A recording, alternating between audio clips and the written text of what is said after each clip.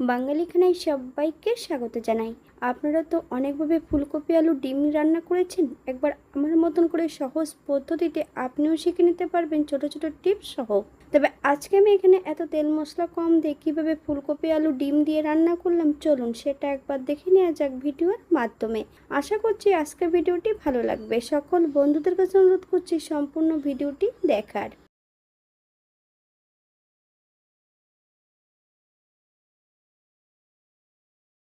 এখানে আমি আগের থেকে একটা গোটা ফুলকপি নিয়ে নিয়েছি।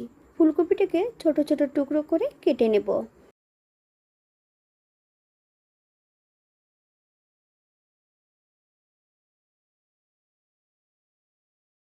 সম্পূর্ণ ফুলকপিগুলো ছোট ছোট টুকরো করে কেটে নিয়েছি। এই পর্যায়ে ফুলকপিগুলো আমি ভাপিয়ে নেব। একটা পাত্রের মধ্যে বেশ কিছুটা জল অ্যাড করে একটা তেজপাতার এক টুকরো দারচিনি দিয়ে 2 থেকে 3 মিনিটের মতন ফুলকপিগুলো ভাপিয়ে নিতে হবে।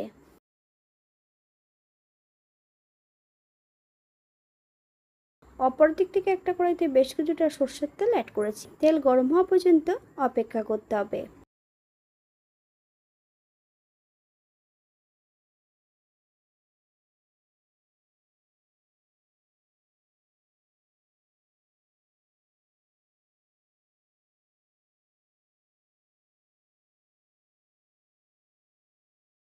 পরিমাণ মতন লবণ হলুদ দিয়ে আলুর টুকরোগুলো ভেজে নিতে হবে।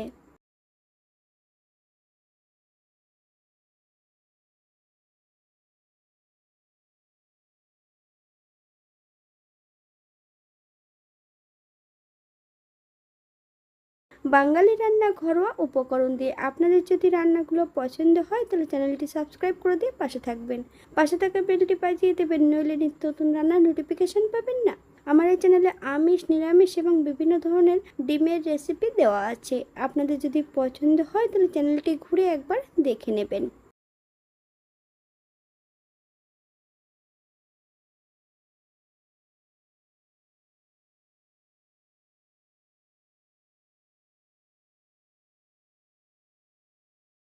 আলু ভাজার মাঝপথে ভাপিয়ে রাখা সম্পূর্ণ ফুলকপির টুকরোগুলো অ্যাড করে দেব।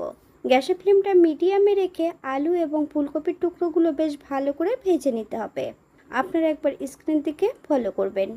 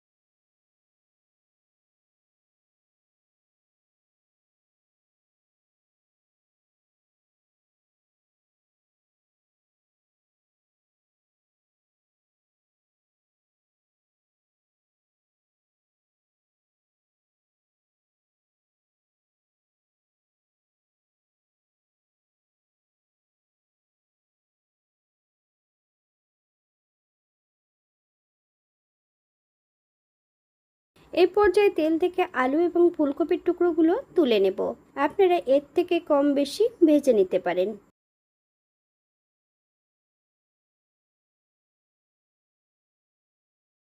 কড়াইতে বেশ কিছুটা সর্ষের তেল অ্যাড করব। তেল গরম হওয়া পর্যন্ত অপেক্ষা করতে হবে।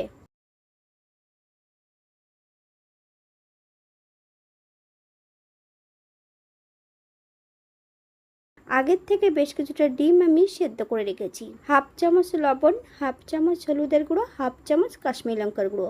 এই পর্যায়ে সেদ্ধ করা সম্পূর্ণ ডিমগুলো অ্যাড করে দেব।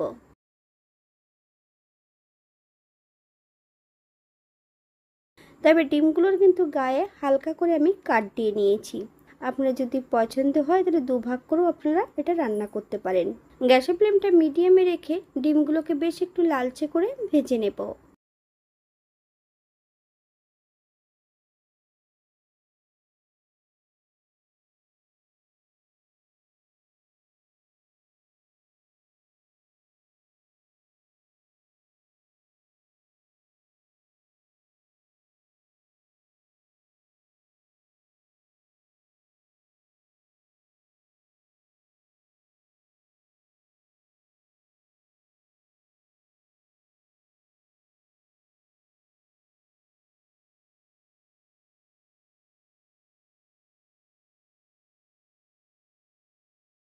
এই পর্যায়ে তেল থেকে ডিমগুলো তুলে নেব।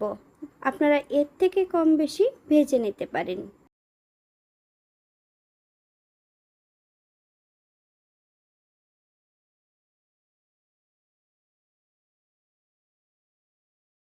একই তেলে রান্না করব। ফোড়নে রেখেছি সাদা জিরে,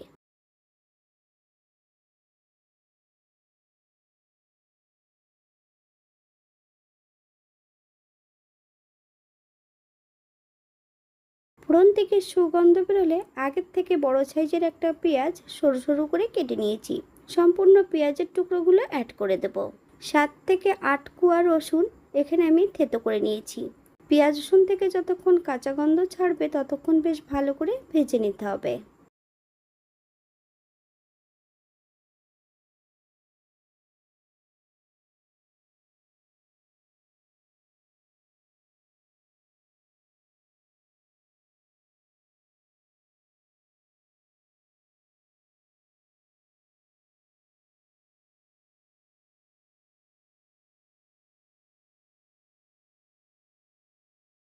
ঝালের জন্য 4 থেকে 5টা কাঁচা লঙ্কা আমি এখানে ফালি দিয়ে অ্যাড করেছি।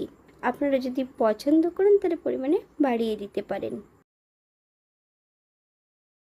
এক টুকরো চুই ঝাল, আপনাদের কাছে যদি চুই ঝাল না থাকে গোটা গোলমরিচ থেতো করে অ্যাড করতে পারেন। এই পর্যায়ে বেশ কিছুটা মশলা অ্যাড করব। হাফ চামচ হলুদের গুঁড়ো, হাফ চামচ কাশ্মীরি লঙ্কার গুঁড়ো, হাফ চামচ লবণ, আপনার স্বাদ অনুসারে লবণটা অ্যাড করবেন।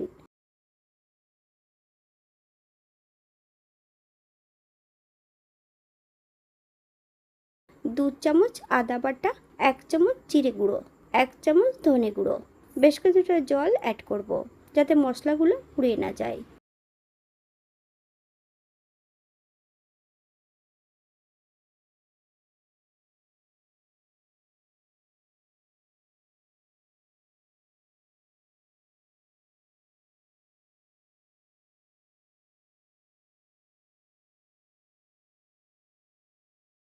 মশলা থেকে যতক্ষণ তেল না ছাড়বে ততক্ষণ বেশ ভালো করে মশলাটা কষিয়ে নিতে হবে।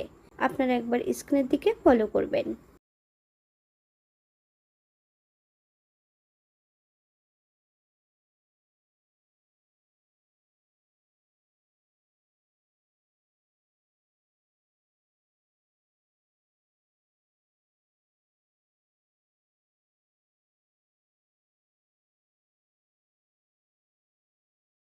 মশলা কষানো শেষ পর্যায়ে এই পর্যায়ে অ্যাড করে দেবো ভেজে রাখা আগে থেকে আলু, ডিম এবং ফুলকপি।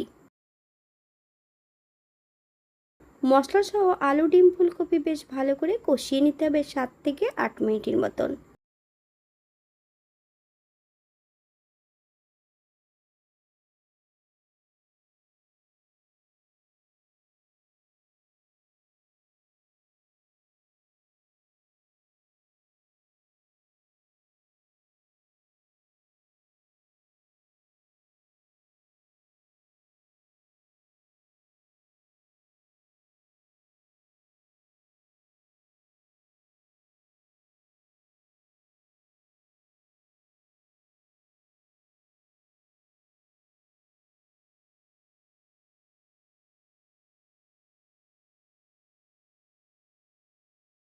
এখানে আমি গ্রেভির জন্য 2 কাপ জল অ্যাড করব।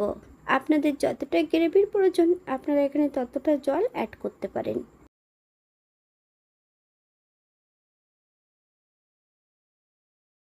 গ্যাসের ফ্লেমটা মিডিয়ামে রেখে বেশ কিছু সময় ধরে রান্না করে নেব, অথবা যতক্ষণ সবজিগুলো সেদ্ধ হচ্ছে না ততক্ষণ রান্না করে নিতে হবে।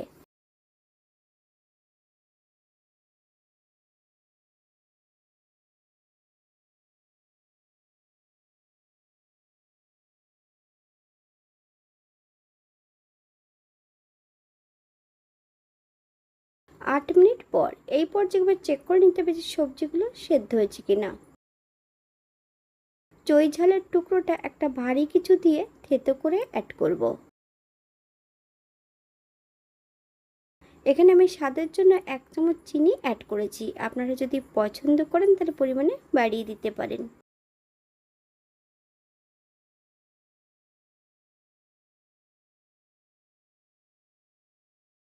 হাফ চামচ গরম মশলা গুঁড়ো। আমি এখানে গরম মশলা গুঁড়োটা ব্যবহার করেছি, আপনারা চাইলে এখানে বাটাটাও অ্যাড করতে পারেন। 1 চামচ ঘি।